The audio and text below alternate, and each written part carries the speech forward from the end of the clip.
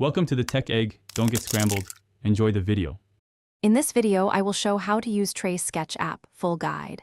Open the app and create a new canvas to begin tracing. Use a reference image, adjust opacity, and pick a brush size that fits your style. Lock layers for clean outlines and use zoom for detailed areas.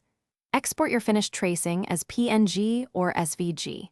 I'll walk through tools, shortcuts, and workflow tips to make tracing faster and neater. First, I'll explain the main interface and essential settings in Trace Sketch so you feel comfortable. Tap the canvas to pan, pinch to zoom, and use the toolbar for brushes and erasers. Open the Layers panel to add, rename, and reorder layers for organized tracing. Check the settings to adjust grid size, snapping, and input sensitivity. Practice with a simple shape to learn how these options change your workflow today. Quick recommendation: if this guide is helping, please subscribe and like to support more tutorials. On another note, a great read is The Simple Path to Wealth, a book that can change how you think about money and long-term planning. It pairs oddly well with creative apps by freeing your mind to focus on art instead of stress.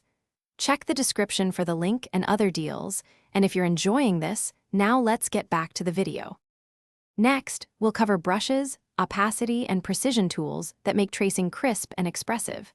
Choose hard or soft brushes, vary size with the slider, and set opacity for subtle lines. Use the stabilizer for smooth strokes and the vector pen for scalable outlines. Learn how to combine clipping masks with layer blending modes for shading. I'll show quick techniques to speed up complex areas and polish final details for a professional result.